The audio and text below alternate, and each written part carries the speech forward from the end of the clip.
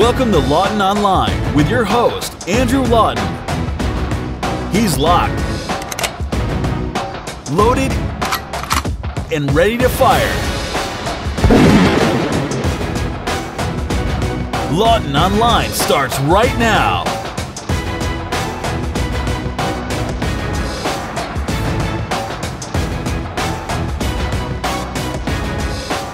Hello and welcome to you. This is Lawton Online here on TheRebel.media. We've got a great podcast up ahead for you. My name's Andrew Lawton, and thank you so much for tuning in. We're going to be chatting very shortly in the program with the great Dennis Prager, radio host, columnist, best-selling author, man about town, and proprietor of a university as well. I bet you didn't know that, Prager University. He's actually coming to Canada very shortly, so we're going to be talking with Dennis for quite a length of time, as a matter of fact, about a lot of the issues that he deals with regularly, from Israel to the left to media bias to political correctness, and most importantly, talking a little bit about how you can see him in Toronto. I believe June 9th, is the date for that, so that's coming up very shortly as well. We're also going to be talking about university and even post-secondary and elementary school educations here. Two different topics, but there's a common theme, which is whether or not we are preparing effectively the youth of today for the challenges of tomorrow. And I think the answer to that is a resounding no, but it's important to look at just why that is the case. But I wanted to kick off talking about this rather bizarre story, not as bizarre as one of the newspaper articles about it, coming out of British Columbia this week, as a matter of fact, where an advocacy group for transgender rights has filed a complaint with the BC Human Rights Tribunal, alleging that gender on birth certificates is discriminatory. Yes, apparently it's a big injustice. It sets everyone up for discrimination and exclusion later on in life, and apparently it just isn't accurate enough. Well, I think in most cases it is. Many provinces, like Ontario, for example, have already made it very easy, relatively speaking, to snap your fingers and self-identify as another gender different than your biological sex. And a Human Rights Tribunal of Ontario head commissar, or a Human Rights Commission of Ontario head commissar, Barbara Hall, by the way, has made it very, very much an act of blankophobia, whether it's homophobia, transphobia, sexism, etc., to even question this, to challenge this. She says people have no right to question this. It doesn't matter who you are underneath your pants. It just matters how you feel. And this is something that's come up in the new Ontario sex ed curriculum as well, where parents and, by extension, their children are able to decide how they feel, not based on, the binary chromosome composition that typically defines how one is, for lack of a better term, because this is what the left calls it, assigned a gender at birth. So I want to talk about this in a bit more detail, this segment, but I want to focus in on one very large and very glaring issue with the complaint filed in BC. It's filed by 9 intersex and transgender people alongside the Trans Alliance Society. They have retained an advocate for the purposes of the complaint, a lawyer by the name of Barbara Finley. More on her in a couple of moments. The chair of the Trans Alliance Society, a trans woman herself, in other words, a biological male, has said that by removing the gender markers off of birth certificates, intersex, trans, and gender nonconforming residents will no longer be born into discrimination. She said, quote, "We're trying to get it so that if you want to find out someone's gender, you ask them, and you can ask them to declare it. You can ask them to have some sort of process to talk about who they are, but you don't tell them to come up with a document based on a 2-second inspection at birth," unquote. Actually, I could do it in less than 2 seconds. You just look and in half a second, oh, there you go. It's a male. There you go. It's a female. Done. Problem solved. It's no different than the puppy. You just hold it up over, you look at the bottom of the feet, and there you go. You get to look between them, and you have the gender. Or the sex. Well, see, they're different things.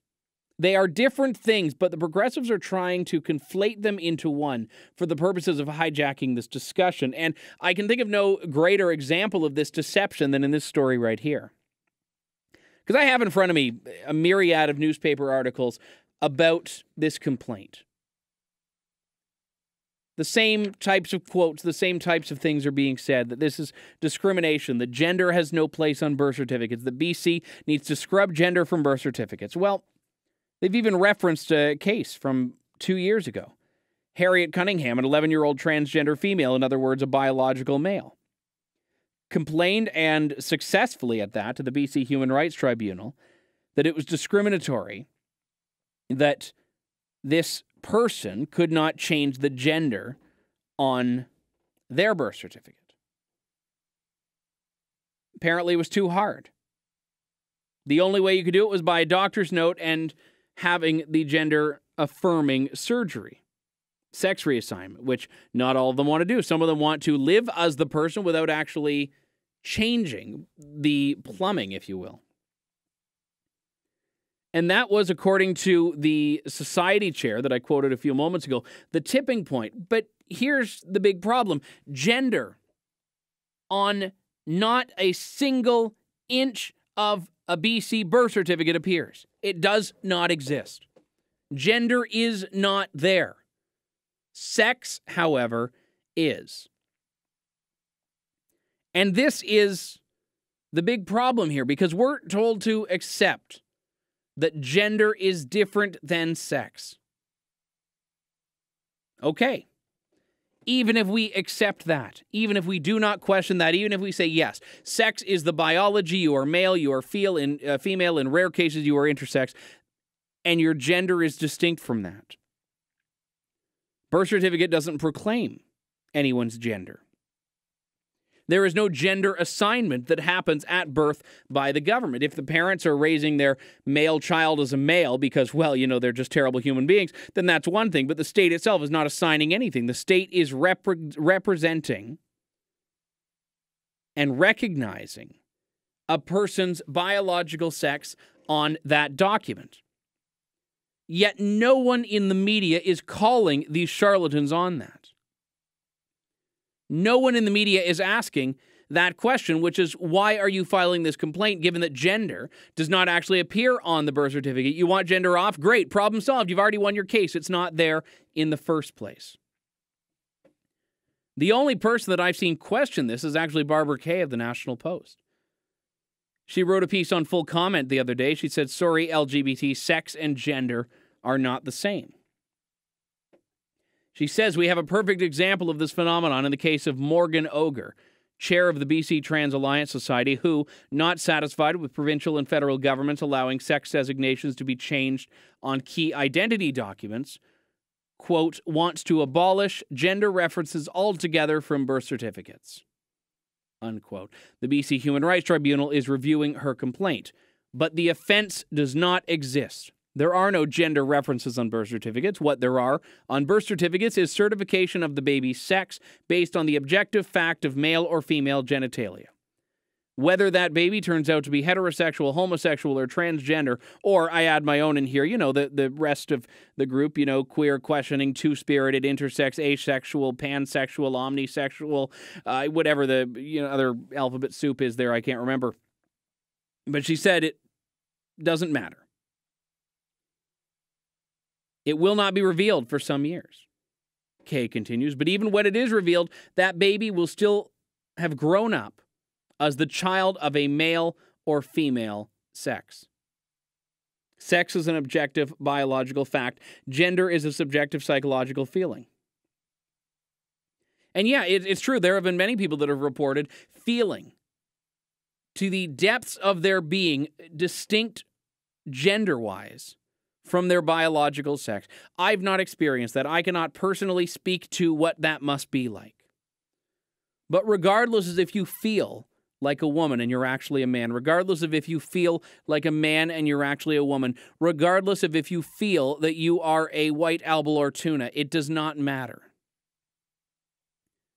Not in the eyes of your actual sex, because that is independent of your gender. And this is an area where, interestingly enough, the left and the right are almost agreeing. I realize it's not a straight down the line go at it here, but no one's saying that sex and gender are the same. Gender is a construct in a way, yes. So why are they now moving the goalposts yet again? This is what happens. This is what happens here. And I promised you that I would talk a little bit about the advocate they're using in their Human Rights Tribunal complaint. This is just great. And bear with me here, because this is in so many ways stranger than fiction here. They are being represented by a woman named Barbara Findley. Now, Barbara Findley, as I understand it, is in fact a female, biologically a female. But here's the Toronto Sun piece about this complaint, written by Stefania Secchia. Okay, I got to compose myself here. This is not satire. This is not a fake story. This is a real story that I'm about to read to you. The Trans Alliance Society and others are being represented by Vancouver human rights lawyer Barbara Findley, who spells her name without capital letters. Back in the day when I got my driver's license, it had my name and address and my F. That was it. These days, they've got facial recognition software, fingerprints, so the utility of a gender marker on a birth certificate is zero. Now, not only does Barbara Findley spell her name in all lowercase letters, no capital B, no capital F. There is, by the way, a capital BS here, but that's not actually in her name. But so has the Toronto Sun. The Toronto Sun has conformed to her self-identification as a woman with no capital letters and has referenced her as that in all mentions. Now, I had to look this up because I thought someone was pulling a prank. But no, I pulled up the website of Barbara Findley QC. Obviously, every reference to her there is in lowercase letters. She says this: I am a queer feminist lawyer committed to making the law work for all of us. For me, this means helping from someone, or everything from helping someone prepare their will to fighting groundbreaking equality rights cases, to drafting conception agreements for couples planning a child by assisted insemination, yada, yada, yada. And then I looked up on another page of her website about me. Everything she does seems to be about claiming some victim group. She says, I've practiced as a union-side labor lawyer, of course. I've worked for legal aid doing poverty law and in policy-making capacities. I've been a member of the Faculty of Law at UBC. I've done political work and advocacy around issues of oppression, including sexism, racism, homophobia, transphobia, and disability, and so on and so forth. She said, it is my conviction that unless we work hard on the ways we are privileged, whether by white skin, by heterosexuality, by able-bodiedness, or by economic advantage, as we do on the ways we are oppressed, equality will never come. And then you get to the bit about the name. My name is spelled without capital letters, Findley with a small f writes. People make many assumptions about why that is. Here's the story. I've always signed my name without capital letters. When I was taking a Master of Laws degree in 1990, I had letterhead designed and my name was in lowercase. I liked it, so I continued it when I returned to private practice in 1992. Lawyers called me up to say that they had a vote in their firm about why I chose that spelling. A court rejected an order because my name was not properly spelled, and a local queer newspaper refused for years to spell my name without capital letters. I realized that I had a perfect illustration of how we react when someone moves even a tiny bit away from a norm of behavior, even with respect to something that has no impact on anyone else. So I have kept that spelling, and I tell this story in Unlearning Oppression workshops. I must have missed the Unlearning Oppression workshop when I was at school at Western University. So I don't really care how anyone spells their name, least of all this woman about whom I'd never heard until I read the story about the birth certificate designation in a human rights case. But I think there's an important question that comes from this, which is clearly her birth certificate is probably spelling her name with a capital B and a capital F. So why has she not petitioned to have that changed? Maybe she has and I don't know it. I've not found any reference to it and I did look it up. But where is the line? Where is the line drawn at which point you can no longer claim that a fact does not apply? And this is not a question designed to ignite offense. This is not a question designed to provoke anything but thought. But it's a serious question because the idea of the transgender rights movement is that society has not yet evolved. The factual binary of male or female has not yet evolved to incorporate the broad spectrum that is fluid, that is gender. Okay, even if we have some catching up and we have some evolution to do on this subject, and I'm not saying we do, but let's accept, just for the purposes of this little thought experiment, dare I say, that that is in fact the case. What else can we self-identify? Your sex, male or female, is no longer something that binds you. You are able to say, I feel like a female. You are able to say, I feel like neither. We have a case in, I think it's George Washington University, if I'm not mistaken, I may be wrong, where students are actually petitioning to be able to choose their own pronouns. And we've seen this in other ways as well. You can choose your own pronouns. You know, it's like an R.L. Stine, choose your own adventure novel. Choose the pronoun by which you will be known. You can say, I'm a he. You can say, I'm a she. Or you can say, I'm a they. They is. They says. You can also say, I'm Z, or Zoop, or Zorp, or Glip, or Glob. This is honestly the case. And semantics are everything to the left. Semantics are so important when it comes to what the left is doing. Because when they can control language, when they can control words, they control the narrative, they control the agenda. They control things like legal status. And your legal status on your birth certificate, on your passport, on your driver's license has a sex attached to it. Not a gender, but a sex. So why is it important for them to start incorporating gender as though it were sex? Because look, they are different. They are distinct. So to go back to the question I posed only a moment ago, what else should you be able to self-identify? If you are black, can you identify as white? If you are Asian, can you identify as black? If you are Native, can you identify as non-native? Can I, if I'm filling out a job application, self-identify as a female, handicapped, Aboriginal minority and capitalize off of affirmative action? If so, sign me up. When police are saying that they're looking for a Caucasian male, are they discriminating against him? Better yet, if you are being sought out and you're a Caucasian male, self-identify as female. Problem solved. You're good to go. Actually, if you can self-identify for things, why don't you just self-identify as innocent and the police can't arrest you in the first place? Because after all, we're saying now that your right to self-identify trumps anyone else's right to embrace the truth, to embrace reality. And I know that some people tune out the slippery slope argument when you say, oh, well, if we do this, it will lead to this, it will lead to this. But we've seen exactly that. We've seen exactly that happen with so much of the equal rights movement, which has now gone towards equality that doesn't even fit. Equality that doesn't even fit in with any genuine social ills. We're supposed to expect that there's an oppression against transgender people. No, I don't see an oppression there at all. I see a refusal or an inability or simply a blatant obliviousness by a lot of people as to how they're supposed to navigate this world that seems to be changing by the day. And it's funny because Barbara Finley thinks she's being brave and illustrative by capitalizing her designation professionally, capitalizing the begins of sentences, but specifically presenting her name in lowercase letters. All she's doing is creating a mockery of the very cause that she's actually pushing for right now by saying that these people are not to be taken seriously.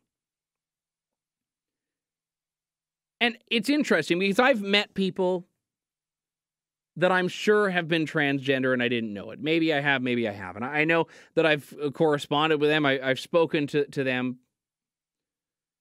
And I could not care less.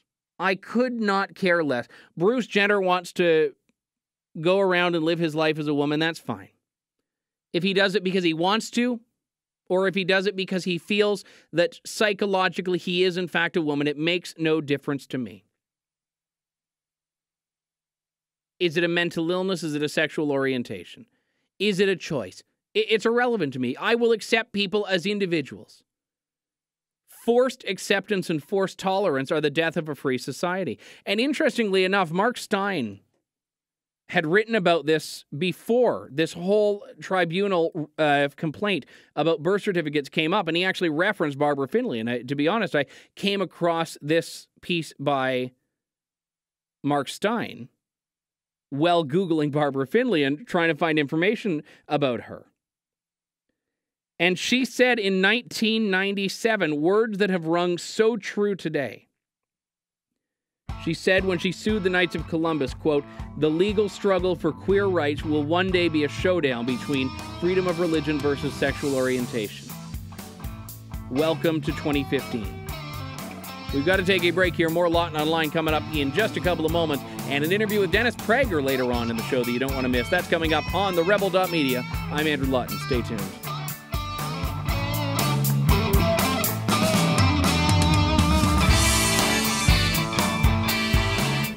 You're listening to Lawton Online with your host, Andrew Lawton, exclusively on TheRebel.media. Email your thoughts to Andrew at andrewlawton.ca or tweet Andrew using @AndrewLawton. Welcome back to Lawton Online here on TheRebel.media. Wanted to talk this segment for a bit about education, because this is one of these very big questions, very big issues that seems to be one of the bigger cultural divides now between the left and the right. Not politically. Politically, no one talks about it, at least not in this sense here, not in the terms we're going to embrace now. But I actually have to welcome a very special guest to the program to discuss this, Robert De Niro. Okay, not actually. He doesn't join me live, but I do have an audio clip from De Niro that I want to play for you, and it speaks volumes, I think, about some of the big problems in post-secondary education. And in a couple of moments, I'm going to shift the discussion more to talking about high school and elementary school and math scores and a recent report there. But I think we need to recognize what the problem is first before we can go down that road. Now, this is from a speech last week that Robert De Niro gave to graduates from the Tisch School of Arts, which is an offshoot of the New York University. And he was speaking to them and shocked a lot of people. You'll hear it. It was not as poorly received as perhaps the media has reported, although there was behind De Niro a very unimpressed-looking dean, which I think makes for a fun moment and probably a bit of an awkward encounter later when he was leaving the stage. But listen to these remarks, and it's also important to know, before we play this, that Robert De Niro is himself a high school dropout. Yeah, the guy has 2 Academy Awards, but he did not finish high school. So take his remarks and listen to them and make sure to look at them through that lens as well here. This is not a guy who got where he was through formal post-secondary education. Thank you for inviting me to celebrate with you today. Tisch graduates, you made it. And you're f***ed.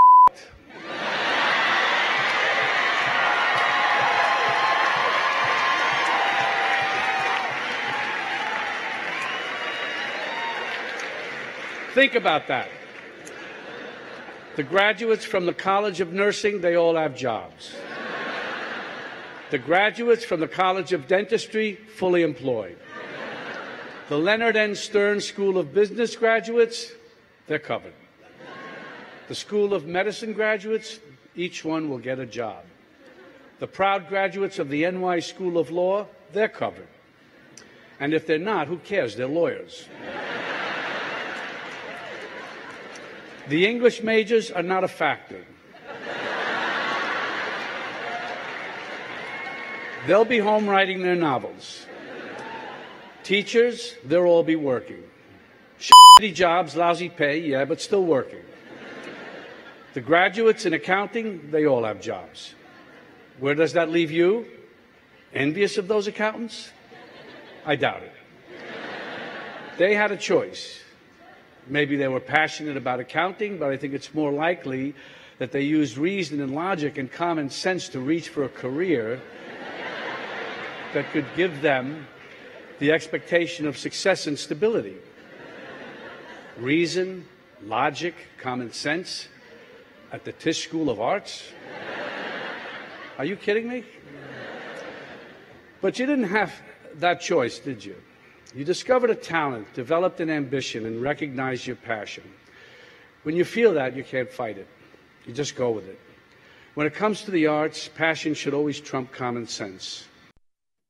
And as you obviously hear there, he is actually, believe it or not, it takes a couple of minutes to get there, giving a somewhat inspirational speech. He's saying that, look, your degree is not going to be as important as your passion and your commitment. And I think that's important. I think that as an inspirational address, that is important, to tell people, hey, you wasted your time if you have passion. No, I mean, maybe there's a bit more to that. And I don't know what you learn at the Tisch School of Arts. I really don't. I know lots of people that are happy in their ignorance, having a bachelor in fine arts, knowing it's not going to get them a job. And then there are other people that do it because they think that is going to help them in some way. Because, there's always a classified ad looking for, a new philosopher at the plant, or, a new fine artist at the plant. They're always looking for these things. And it's tough because these are things that are fun. These are things that are enjoyable to people.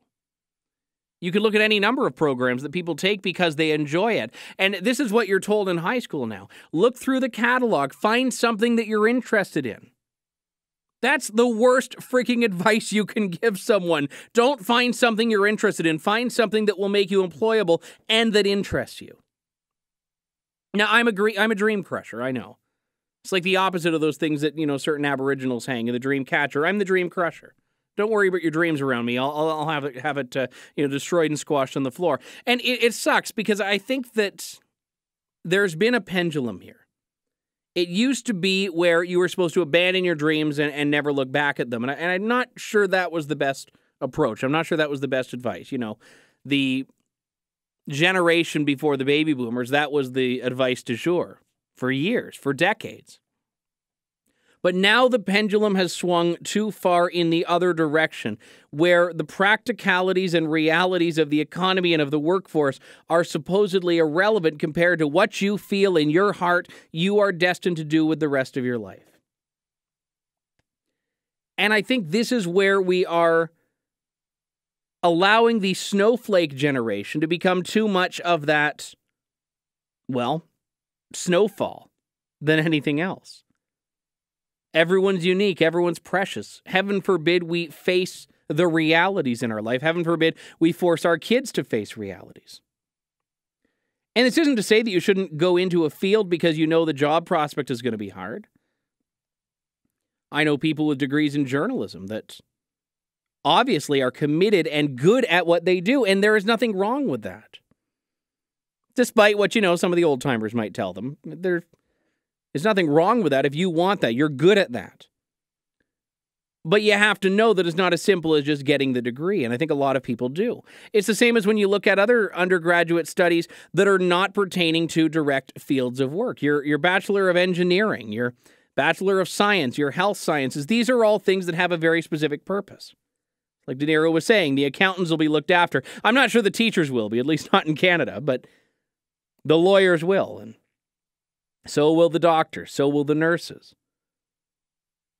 But when we take a step back and look at the undergraduate in basket weaving, in gender conflict studies and resolutions, in peace and equity studies, in international studies, these are little more than $50,000 pieces of paper. As a matter of fact, I think they have to be on some organic renewable substance now. They're not even printed on paper or vellum anymore, I suspect. But regardless, look, these are not things that are going to get you a job. Now, if you're not looking for a job, then great. It's not the 10-year undergrad students that I'm railing against here, the people that are okay living as a student for the rest of their lives. It's the educators in high school and the parents that are telling their kids that these are the things they need. This is why I have such a great deal of respect for a man by the name of Peter Teal. He's actually one of the founders and early investors in PayPal. The guy's a billionaire. He has lots of projects on the go. And he has something that he's done, I think it's for 3 or 4 years now, called the Teal Fellowship. It's a scholarship that he runs. He gives anywhere from 20 to 25 people under 20 every year $100,000 for 2 years. $100,000 to pursue a startup company, a scientific discovery, an invention of some kind. $100,000 over 2 years, one condition. And they have to drop out of school to do it. And you have 17, 18, 19-year-olds that have created incredible things on this because they were told, follow your actual dream. We'll give you the practical guidance. and will give you the funds to make your idea a reality. And some people I know hearing this right now are rolling their eyes. But it's worked. You can't deny the success of the program. Does that mean it's the answer for everyone? Absolutely not. Does it mean that no one should enroll their kids in university? Absolutely not. What it means is that we need to have some perspective on what the goal of university is. And I think we've shifted from seeing university as a tool, as an avenue through which you can become qualified to get a job, and instead we've made it the actual end game.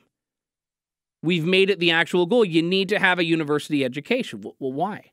Why does everyone need that? And I don't say this as someone that is against the concept of it. I think it's great. I'm not saying this as someone that didn't make that decision myself, even though it was obviously influenced by parents and guidance counselors. I'm saying this as a university-educated person. It is grossly overvalued. I mean, we look at the indoctrination side of things. The fact that what you're actually learning there leaves a lot to be desired anyway, depending on the program, especially when you get to the very, very progressive adaptations of truth that seem to permeate on some campuses, where campus culture has sometimes overshadowed the actual academic purpose for someone's presence there. But the other side of this is that we're no longer a society that wants to prepare or that strives to prepare people for adulthood. And this gets me into another side of this discussion that I wanted to address, and it's the one to do specifically with math in Canada. But I think it has a bigger picture implication here as well. There was a study that came out this week by the C.D. Howe Institute that I think tells us something and puts in writing something that a lot of people know by now, or at least should have known by now. We've seen over the last, few years anyway, so many examples of these math problems gone viral, these examples of new math or discovery math, or in the U.S., Common Core math problems that I think force even intelligent adults to scratch their heads and say, well, wait, what? How is anyone supposed to learn this? There was one that a good friend of mine, I think it was her younger cousin or her younger sister had experienced this, and this was only a couple of years ago. It was a math problem that said the average American eats, 8 gallons of ice cream a year. Does this sound reasonable to you? It was pasta or ice cream. I can't remember. I'm, to be honest, thinking of both anyway. But I don't quite get how does this seem reasonable to you is a math problem. You have this other question that went viral that I thought was hilarious. And this was, I believe, grade 6, if I'm not mistaken. It was a question that showed a number line, because you can't just add, 21 to 34 now. You have to put it on a number line and plot it out, and you have to show your work on a basic addition thing. Same as multiplication tables. In Ontario especially, you do not need to memorize your multiplication tables. Instead, just like you don't need to memorize long division, instead, you need to show how you can work it out or how you can talk about the problem. And this one that just had me scratching my head and shaking my head and would have had me laughing if it weren't so sad was a problem where little Johnny, the fictional character of the math problem, had made an error in a question.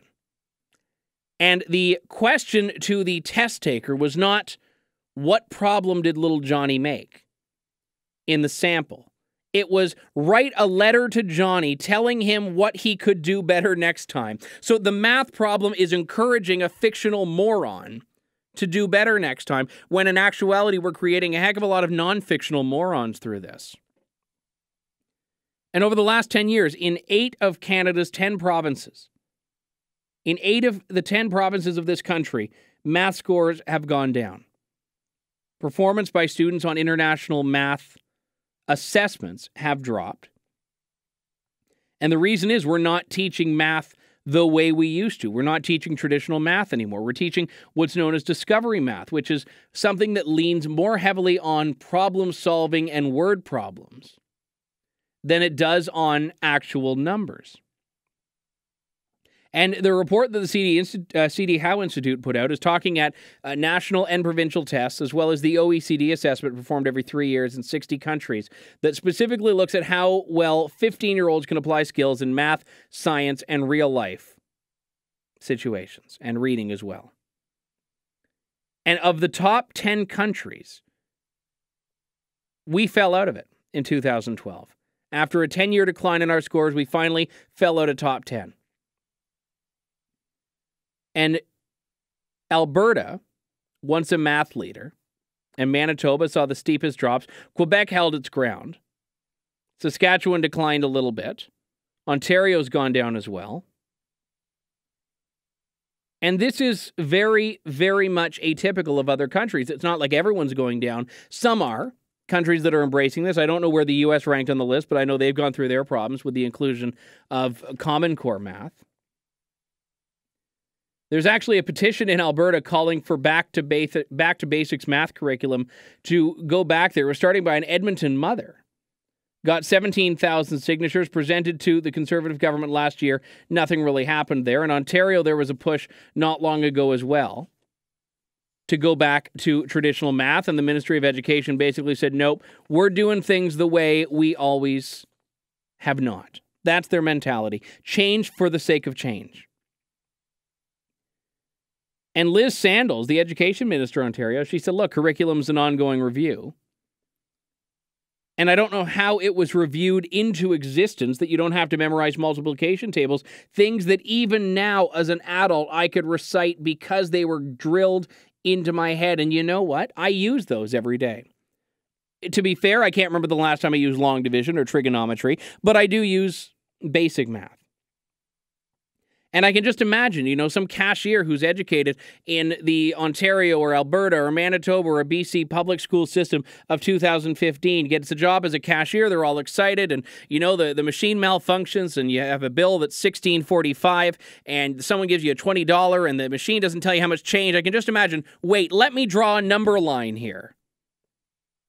$3.55, moron. Put the number line away, and I can't even blame the kids. We've all been there when a cashier can't calculate math in their head, or this one happens, and I absolutely hate it. Bill comes up to, I don't know, like $17.85 or whatever. You give them $20, and then you say, oh, wait, I have $2.85. You give them $2.85, but they've already entered the 20. My goodness, it is sometimes so bad you can smell the burning as their brain tries to process this. And this is what's happening. Now, not everyone's good at math. I get that. And you know what? We live in an inspirational country where even an absolute math moron can still become the Minister of Finance in the province of Ontario. This is all very good. You can strive to be anything. It's like in Alberta. You can be the Minister of Finance as a social worker. You don't need to be good at math in life, apparently, to strive to success and greatness in your positions. But we also need to recognize that lowering the bar does not make people smarter. It makes everyone dumber. Lowering the standards, even if it means that our own test scores, the way we test math, the way we do math are going up. No, that's not because people are getting smarter. It's because you're just lowering the standard so desperately. And it's all well and good until you look at the fact that this is a global market.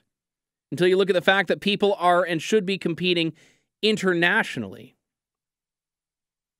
That's like saying you're wealthy in Canadian Tire money. Well, that's great if you only shop at Canadian Tire. The second you go outside of that, you're pretty much screwed.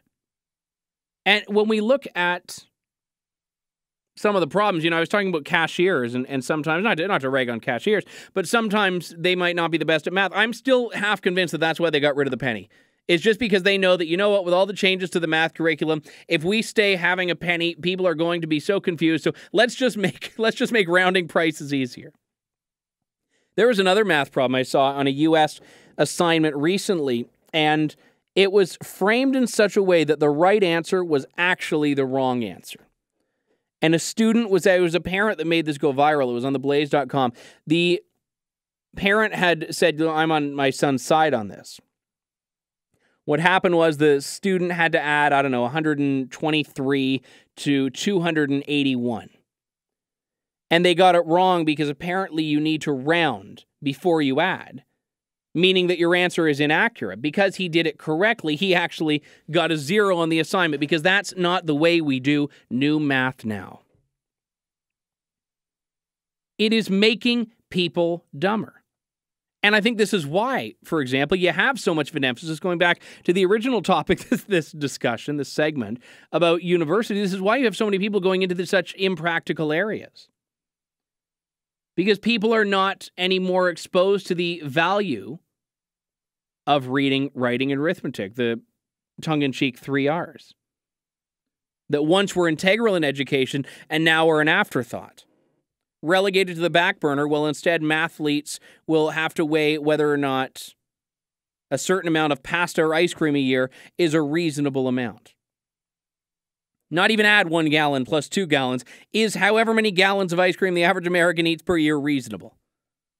Who cares? Save it for health class. We've got to take a quick break here. When we come back, great interview with Dennis Prager coming up here on Lawton Online on TheRebel.media. I'm Andrew Lawton. Stay tuned.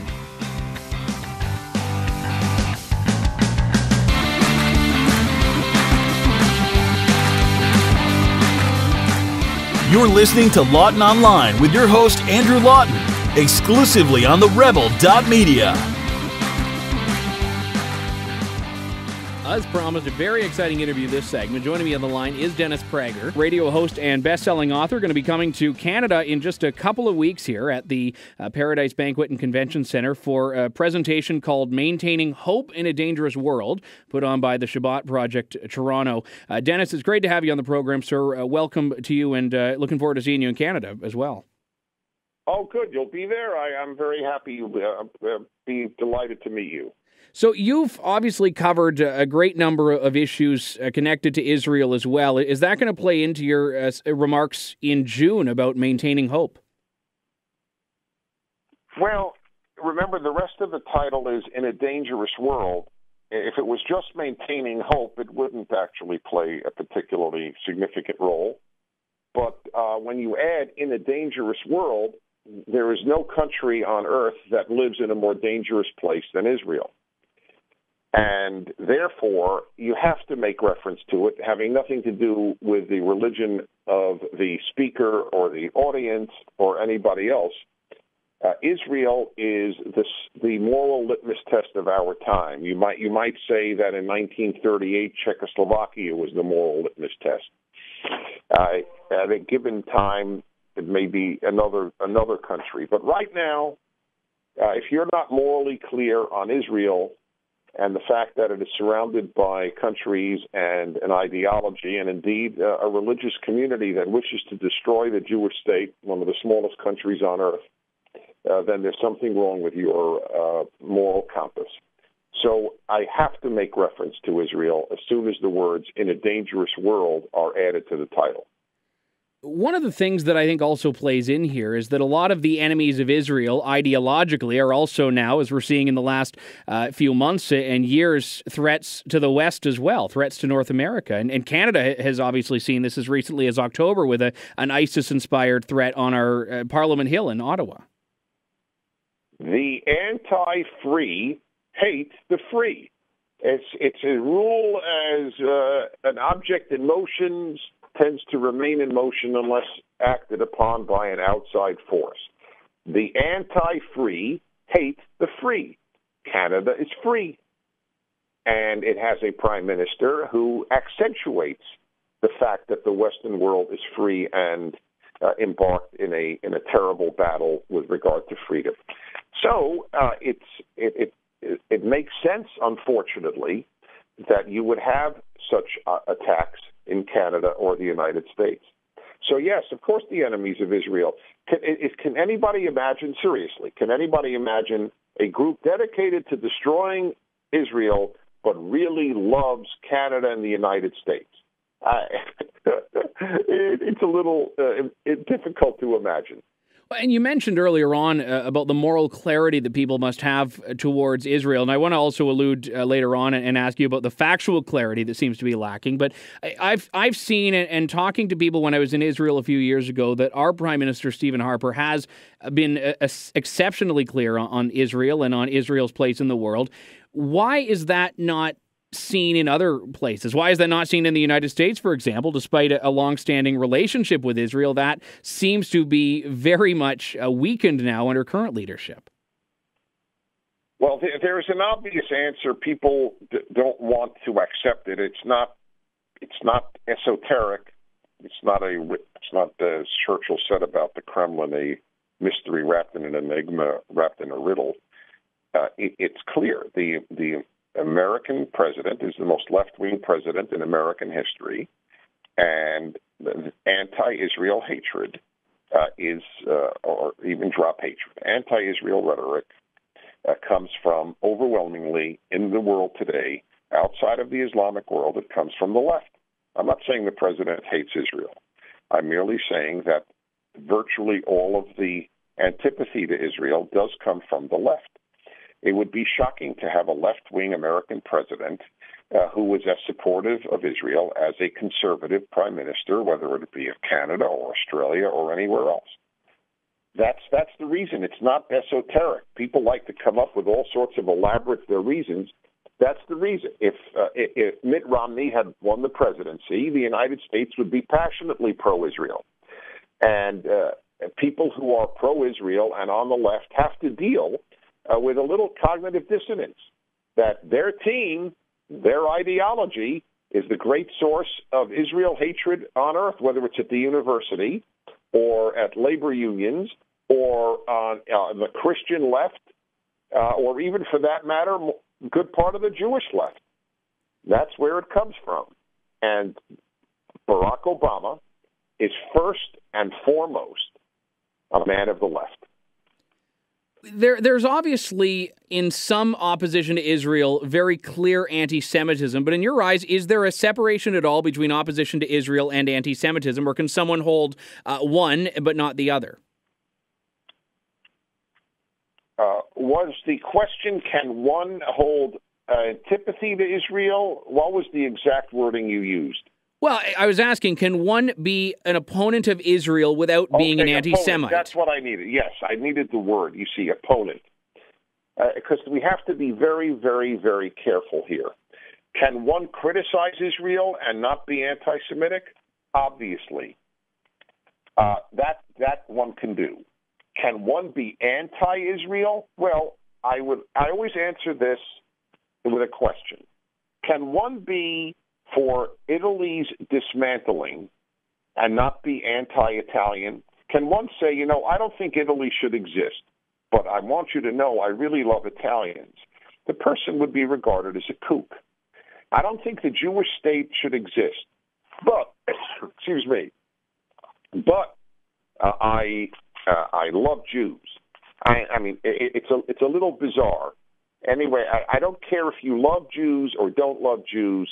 If you work with the enemies of Israel, the only country in the world targeted for annihilation, you are an enemy of the Jewish people. I don't care if you're born Jewish.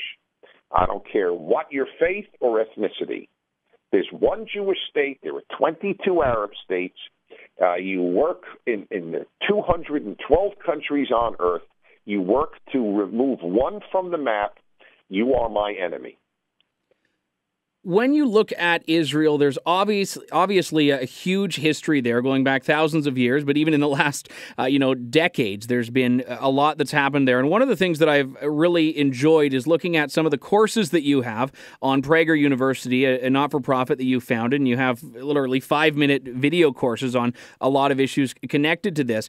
And whenever I've seen them, I have to reach the question of whether or not the left's opposition to Israel comes from an ideological basis, or is it just an ignorance of history? Is it just not having really looked at what actually has happened in that region?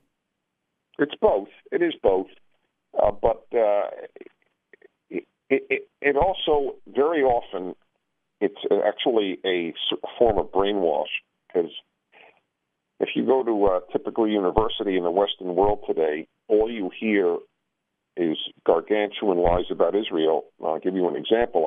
I had the honor of debating at the Oxford Union at Oxford University last November. And you debate in pairs. So my partner and I debated two people who are anti-Israel. And one of them got up and said, and you could see it on the video. She said, she's a PhD in Middle Eastern Studies, Berkeley. And she said, Israel is doing to the Palestinians what the Nazis did to the Jews.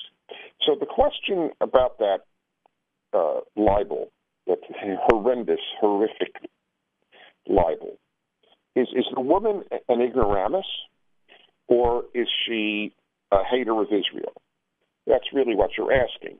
Because if you know anything, you know what a lie that is. Are there gas chambers for the Palestinians? I remember when I heard her say it, I thought, God, I wish that were true. I wish the Nazis did treat the Jews the way Israel treats the Palestinians.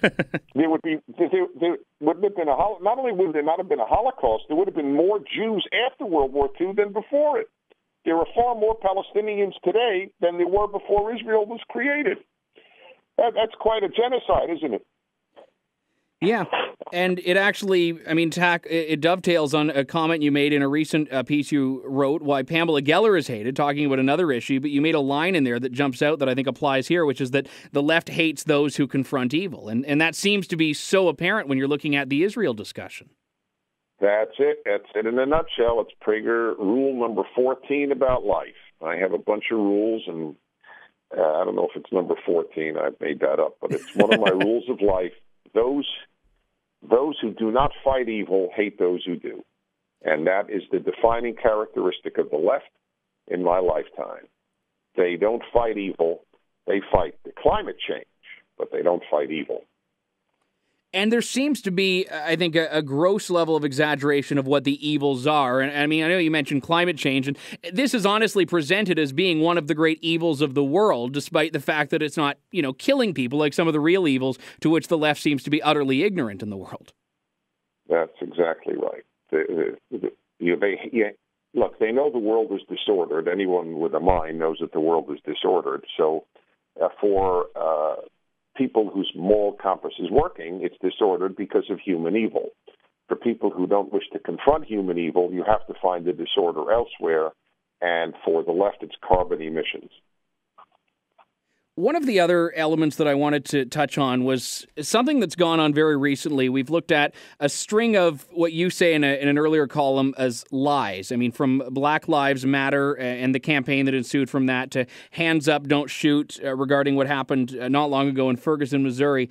And you're painting a portrait that I don't think is untrue here, but it's one that suggests that there is a lot more dishonesty in all different areas of the public discussion, from education to media. And is this a new phenomenon, or how long has this been going on, that ultimately nothing can be trusted from the elites?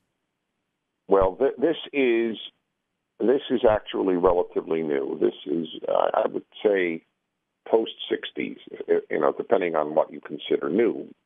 Some people may say that's old, but I would say that that's right. The purpose of education, of college education, was most of the time, until the 60s, was to educate. It gradually became, and now it's in full force, to indoctrinate. And likewise, in reporting, reporters had the mundane task of reporting. That's not as sexy as transforming the world, as doing good. So reporters don't believe that their vocation is first and foremost to report. It is first and foremost to do good. And since the vast majority of them are left of center, doing good means pursuing goals that are synonymous with left-wing goals. And so truth is secondary in education. Look, how does a woman get a PhD who believes that the Jews are doing to Palestinians what the Palestinians are doing, what the Nazis did to Jews? How do you get a PhD in that field? It's like getting a PhD in geology and writing that the earth is flat. Yeah, it seems to stem from this belief that facts are subjective and facts are relative. Well, that's what they do believe. That's what they're told. The left teaches you that there really is no objective truth. Everything is seen through the eyes of race, gender, class. When you look at what you've presented, not only in your radio work and in your book, and we'll touch on that in just a moment, but even through Prager University, you're talking about big ideas 5 minutes at a time. That's ultimately the tagline of it. But Why is that simplicity lacking? Because I've seen it in so many cases. You get people where you challenge them an idea, whether it's a professor, an academic, whether it's someone in media, whether it's a politician, and they almost use this, well, it's complicated, or well, it depends, as a way to disarm criticism and disarm challenge. And I guess I would ask you, why is simplicity with some things where there are black and whites, there are moral absolutes, so elusive in 2015? It's because it means then you have to confront real evil. But if you say it's very complex, that's an escape hatch. The solutions are very complex. Deciphering the problems in the world are far less complex than the solutions. The Middle East conflict is quite simple. The surrounding Arabs and Muslims have wanted to destroy the Jewish state from the day it was created. That's the reason for the Arab-Israeli or Palestinian-Israeli dispute. And I went to the Middle East Institute at Columbia University, and they tried to make it very complex. They would not acknowledge. They wouldn't even acknowledge that religion was a major reason for the hatred of Israel. Now it's quite obvious, but they always said it had nothing to do with religion. People don't want to acknowledge that Islam presents a moral problem today in the world. They don't want to acknowledge that. It's very complex. It's much more nuanced. They love the word nuance. Yes, they do. And speaking of, go ahead. Go on. No, you can go, please. I was just going to say, when you bring the question of morality, it actually ties in with your latest book, The 10 Commandments, Still the Best Moral Code. Now, I'm pretty sure that saying that in Canada might actually be a hate crime. You know, we just had a Supreme Court case not long ago that said city council chambers cannot have 10 commandments, and courtrooms as well have long since been stripped of these things. So you're coming out on the opposite side of this, saying, hey, the 10 Commandments is the best code we have for morality. Of course it is. It's the basis of Western civilization, the Ten Commandments. And in the book, it's a very short book, but I tried to infuse every paragraph with some meaning and depth. The Ten Commandments is brilliant. It's just brilliant, every single one of them. Honor your father and mother prevents totalitarianism. I explain why there. Do not murder is the commandment, not do not to kill. You're allowed to kill, you're not allowed to murder. People don't even know the difference between them. Of course, ultimately, as I make it clear, and if God doesn't say do not murder, then why is murder wrong? You can give 400 reasons, but the fact is, it's all opinion. If there is no God, morality is opinion. If there is a God who says do not murder, then do not murder is a moral truth, not a personal opinion. And you also, I think, touch on this in the book, which is that 100 years ago, I think everyone, regardless of their own personal beliefs or values, religious or otherwise, could tell you all 10 commandments in order. I'm not sure today people could even name half of them out of order if you did a poll on the street. Oh, it's worse than half, actually, because people have done that. I was sent a video as a result of this of somebody just walking in the streets. I don't remember what city. It was in the United States, and most people could name one. The ignorance of the Bible, this is the most important book in Western history, is one of the worst developments of my lifetime, and I'm not sure we will survive as Western civilization because of it. That's a memory gap that is fatal. One of the biggest problems, though, is that you have this, I'd say, very misquoted and misattributed notion that seems to dominate discussions of politics whenever the Bible is brought up or morality in general is brought up, which is this, now it's a trope, really, of touting separation of church and state. But that's almost without understanding the context historically or even in contemporary times of what that means. It's used as a way to dispel the notion that there should be any inclusion of the 10 Commandments or the lessons therein in society today, which is supposed to be secular. Well, all of these people have said in the 19th century when virtually all of the abolitionist movement, the movement to abolish slavery, was led by and organized by and populated by religious Christians. And I'm a Jew saying this, religious Christians citing the Bible. Would they have said, oh, I'm sorry, you can't be opposed to, you can't have the government passed laws against slavery. You're coming at this from a religious perspective. I don't know. Would they have, though? This is the problem, is that if there was a fight against injustice being... But today, if something like that were happening, would the left still oppose legitimate solutions to problems just because faith was behind the solutions? Now, the left opposes the use of the Bible for a conservative issue, but if it's for a liberal issue, they love when religious people side with them. They never object then. When Martin Luther King based his entire admirable campaign for civil rights on the Bible, they were gung-ho to have a reverend lead the movement from a religious perspective. So if the left agrees with your biblical position, it's not a problem of separation of church and state. But if they don't agree with your position, you're violating separation of church and state. Because like the Constitution, the Bible is a document from which you can pick and choose. To them. Well, it's not even pick and choose. It's actually just use. They don't really care about the Constitution or the Bible, but they're happy to have allies who use it. Dennis Prager, appreciate your time very much this afternoon. I know we are out of time for the segment here, but people can have a look at what you are saying in your latest book, which touches on the theme we just touched. Now, the 10 Commandments, Still the Best Moral Code, and as well, see you in person in Vaughan next month as you deliver Maintaining Hope in a Dangerous World at the Paradise Banquet and Convention Center. Dennis, I really appreciate your time this afternoon, sir. Thank you very much. More of Lawton Online coming up in just a couple of moments on TheRebel.media. Stay tuned.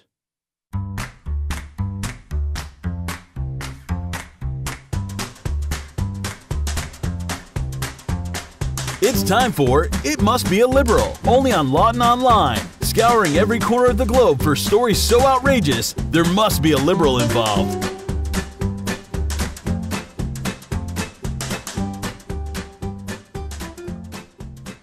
Welcome back. You heard the man. It's time for It Must Be a Liberal, everyone's favorite segment. Mine anyway. If not for you, well, tough luck. We're doing it anyway. And it is going to be a great one today because we don't have to go outside of Canada. You know, usually we have to go to some obscure corner of the globe like Florida or the Falkland Islands or Fiji or, I don't know, another place that starts with the letter F for alliterative purposes. But no, today we actually go to Halifax.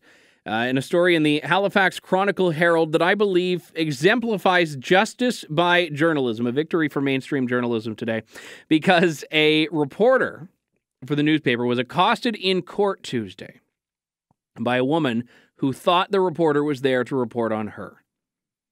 I'm going to read the exact story here because I think the words are everything here. Karen Breed, 57 years old, was in Windsor, Nova Scotia Provincial Court on a traffic ticket and had pleaded not guilty. She was given a court date for trial, then walked over to the reporter for the Hants Journal weekly newspaper.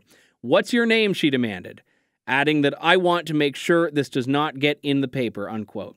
She followed that up with, quote, "Who told you to come here?" unquote. At that point, as a sheriff's deputy started to make his way to the woman, a plainclothes police officer who was sitting 3 seats away got up and escorted the woman out. Breed is scheduled for trial August 7th on a charge of careless and imprudent driving. The offense is alleged to have occurred July 6th near Woodville Road in Hillsvale. Reporters were in court to cover several cases, but Breed's wasn't one of them. Well, now you're going viral, ladies, so I hope you're happy. I think it's safe to say that when you draw more attention to yourself by a tirade, misplaced and ill-directed towards a newspaper reporter and end up getting your name in the paper anyway when otherwise no one would have cared.